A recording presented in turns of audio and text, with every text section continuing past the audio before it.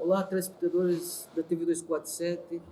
Estamos a iniciar mais uma entrevista para Conexão Lisboa, hoje com a presença do nosso querido professor da USP e psicanalista Christian Dunker.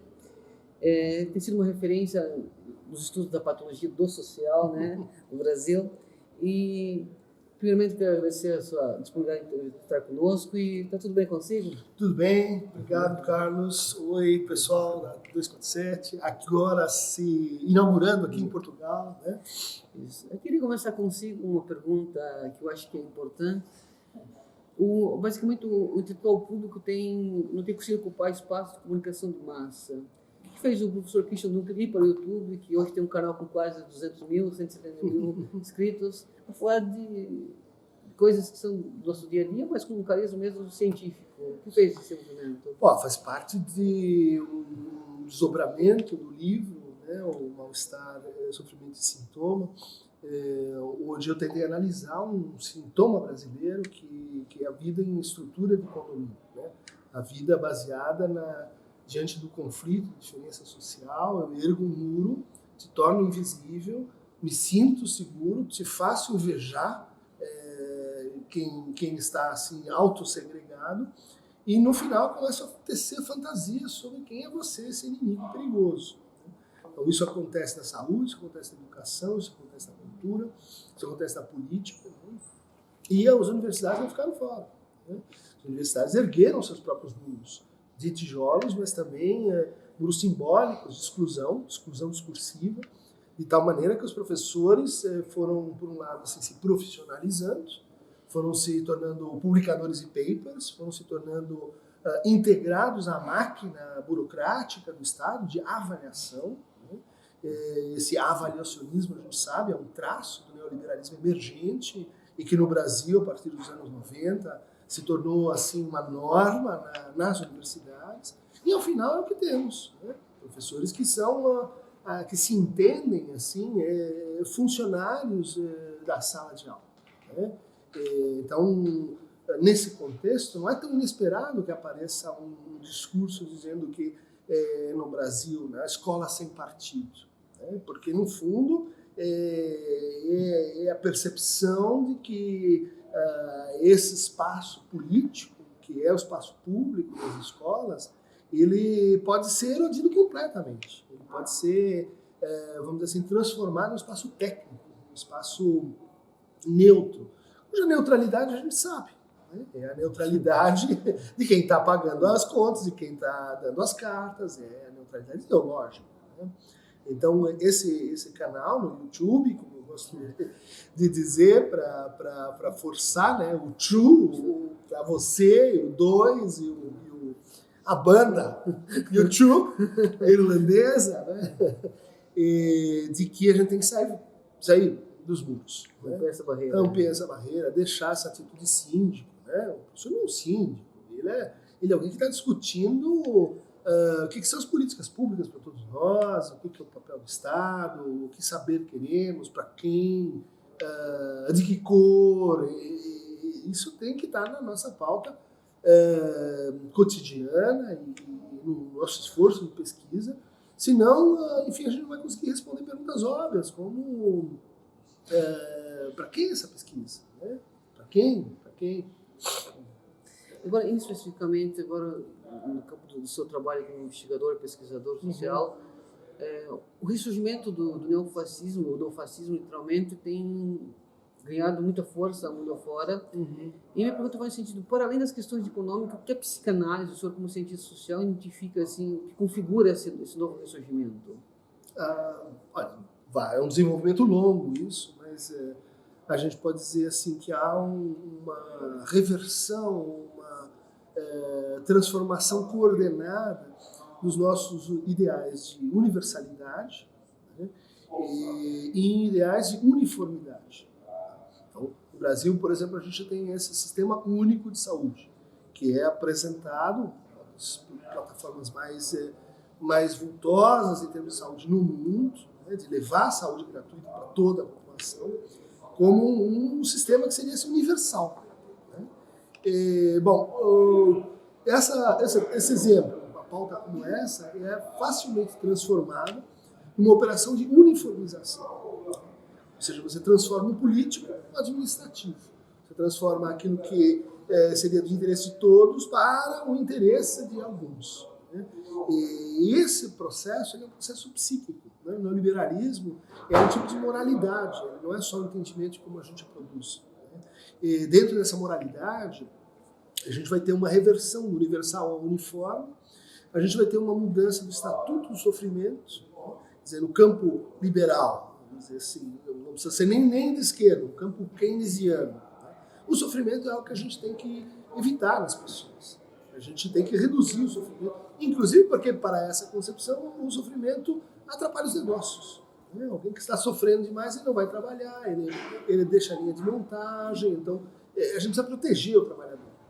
O que acontece na plataforma neoliberal? O sofrimento ele é produzido de forma calculada. Né? Então a gente coloca um departamento para competir com outro, então a gente decide que vai demitir 10% dos trabalhadores todo ano, então a gente opera bônus com uma forma assim de deixar as pessoas paranoicas para produzirem mais, a gente precariza, a gente uberiza. Isso tudo são técnicas de gerenciamento? Não, são técnicas de produção calculada do sofrimento das pessoas.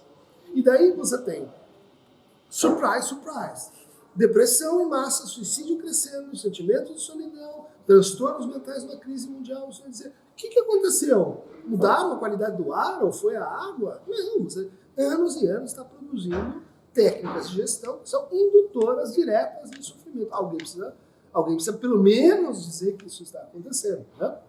Porque agora não estamos mais no registro apenas da produção, isso entrou na universidade e agora chegou às escolas. Né? Então a gente tem uma crise de saúde mental nas escolas e a relação com o produtivismo, com o avaliacionismo, com a individualização completa do sofrimento. Você está deprimido? A culpa é sua. Você não está produzindo? A culpa é sua. Você não está empregado, a culpa é sua também, a sua empregabilidade, você não cuidou disso. Enfim, essa hiperindividualização do sofrimento faz, clinicamente a gente já sabe disso, né?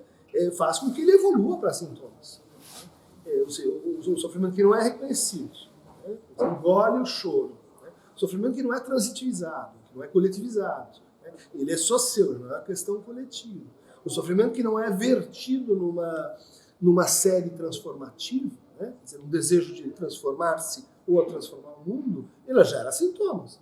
E daí, bom, se antes o sofrimento era um problema para a produção, agora não tem mais esse problema, porque você joga fora o trabalhador, sem proteção alguma, coloca outro lugar, moe ele como bagaço, depois vai produzindo uma máquina, né, de destruição de pessoas. Uma naturalização do sofrimento? Não é bem isso, porque a naturalização seria simplesmente deixá-lo ali como uma espécie de matéria-prima bruta. Né? O capitalismo descobriu o sofrimento como capital. Então, nós vamos usar o seu sofrimento e, para começar, vamos usá-lo para produzir mais. Então, se você é fóbico, eu vou pôr o seu objeto fóbico aqui e você produz mais. Se você é obsessivo, eu vou transformar a sua compulsão em mais trabalho. Se você é paranoico, eu vou dizer, tem mesmo um inimigo ali, eu vou instrumentalizar a sua forma preferencial de sofrer para te fazer produzir mais. E quando você vamos dizer assim, se torna menos produtivo, eu vendo um antidepressivo, eu vendo uma medicação, eu vendo uma técnica, né, de recomposição ou de compensação para o sofrimento que eu estou produzindo. Então é sonífero para dormir, depois estimulante para acordar, depois o Viagra para o sexo e a medicação para alimentação e, bom, a maquinização, né, da produção se completa. Então, uma pergunta, o que especifica no caso brasileiro essa realidade? Isso é um problema mundial, o capitalismo é global. No caso da América Latina, mas sendo do Brasil, o que torna específico esse sofrimento para nós lá? Então, acho que é o caso brasileiro, mas por extensão a América Latina, né? A gente está vendo aí o Chile com convulsão, o Equador, né? Num outro sentido a Colômbia também. a gente teve o que a gente poderia chamar assim de um neoliberalismo mitigado ou atrasado. Enquanto as políticas de austeridade floresciam na Europa a partir de 2008, né? Grécia, Islândia, Irlanda, Portugal, né? O Brasil e uma parte importante da América Latina estava construindo ou reconstruindo alguns fatores de bem-estar social, o SUS, né, o Sistema Único de Saúde, ampliação do sistema de educação, pelo menos tornar as escolas acessíveis a todos os brasileiros. Mal ou bem feito, essa não é uma plataforma neoliberal, essa é uma plataforma liberal. Né? Isso foi produzindo um adiamento. Não que o neoliberalismo não tivesse indo à frente, ele ia à frente, mas numa espécie de pacto, de compromisso, de aliança com formas que o detinham, né, na sua velocidade de implantação. O que acontece a partir de 2008, sejamos claros, é uma espécie de crise do neoliberalismo, no mínimo uma crise discursiva. Por quê? Se a regra do jogo é o Estado não intervém, o que você vai me dizer da crise imobiliária americana, em que quebra a Lehman Brothers e em seguida o Estado entra nos bancos? Isso é uma violação, isso é uma contradição. Tinha que deixar quebrar. Por que não deixou quebrar? Aí, bom, tem que ver e etc. Ou seja, o projeto, o programa, né, o Estado fora da economia, é mentiroso, é falso. Né? É falso no caso americano, é falso no caso da comunidade europeia, mas foi uma mentira que teve uma certa extensão temporal. Né? Então, o que a gente tem hoje é uma espécie de crise de correção, né? Uma espécie de crise interna do neoliberalismo, em que você diz, então, se o Estado não vai se evadir da economia, ele tem que voltar a ser meu. Ele é meu, eu sou dono dele. Né? Então, seja as grandes famílias, as grandes empresas, etc. Vamos tirar essa superfície assim, de negociação e vamos nos apossar da coisa. Então, você tem um florescimento de neofascismos, neoconservadorismos, de uma onda de ódio que, no fundo, um ódio ressentido. É um ódio que é uma instrumentalização secundária, né, da crise do próprio movimento neoliberal. Né? Uma pergunta no sentido que o próprio nosso laboratório de pesquisa social... Laboratório de Teoria Social, Filosofia e Psicanálise da USP. Você tem um diagnóstico muito interessante, que é a questão do desamparo. Uhum. Essa questão do desamparo tem sido um elemento novo na sociedade latino-americana, brasileira? A hipótese do desamparo, ela tenta justamente voltar a algo que nos recoloque em alguma rota capaz de assim, aspirar a alguma universalidade. Então, a gente pode reverter esse universal de um universal positivo, sei lá, somos todos livres, somos todos iguais, somos todos filhos de Deus, ou um universal que assim você claramente indexa, né, numa categoria. Então, pensar isso como um universal negativo. Sofremos. Todos nós sofremos. E entre as formas de sofrimento, né, o que a gente poderia encontrar como um ponto de convergência, um ponto comum? Desamparo. O desamparo, já descrito por Freud, o mal-estar na civilização, retomado por Lacan com o conceito de real. O desamparo, a ideia de que, assim, sozinhos, de que individualmente a gente não sobrevive nem como criança, nem como adulto, nem como alguém da terceira idade. É uma ideia que nos lembra, né, nos faz acordar, ou tenta nos acordar, desse sonho adultocêntrico, eternizante, de que é possível uma vida para todos nesses termos que estão aí colocados. Devastação ambiental, de trabalho precarizado, quer dizer, a equação não fecha. Né? Como é que a gente faz para voltar assim, a um ponto comum? A condição do Lumpen, que o Marx descreveu, aquele que está, vamos dizer assim, a sua própria sorte, é a condição de todos nós. Esse é o ponto-chave da equação. No sentido do caminho final para finalizar a entrevista, queria perguntar, não de forma positiva, mas que caminhos que a psicanálise pode nos sugerir para lidarmos melhor com essa realidade e também, acho que superar, não apenas resistir ao neofascismo, encontrar uma forma de esmagá-lo, né? Penso que essa é uma tecnologia um pouco pesada, mas se nós esmagarmos esse espírito, justamente, esse Geist, do individualismo, desse isolamento, que a psicanálise pode nos sugerir assim, como pistas? A psicanálise eu acho que não devia ser pensada sozinha nesse comboio, né? E ela faz parte, né, desde a sua origem, de uma tradição crítica, né? Onde a gente pode colocar contemporaneamente muitas outras abordagens, né? O feminismo, a teoria queer, a teoria pós-colonial, as cultural studies, o marxismo, o pós-marxismo, teorias no Brasil, o cristianismo de esquerda, né? Então estão todos, acho que com os seus métodos, com as suas abordagens, às voltas, com a reconstrução de uma hipótese de sujeito e uma hipótese que eu chamaria assim do comum, né? A psicanálise ela é um dispositivo de crítica, né, da própria forma indivíduo, né? Ela é um dispositivo de crítica que pode ser útil para mostrar como você não precisa sofrer na forma indivíduo, né? É uma tese do Lacan, o sujeito não é um indivíduo, né? O sujeito é muito mais e muito menos que o indivíduo, né? A individualização é um processo histórico, mais ou menos datado, né?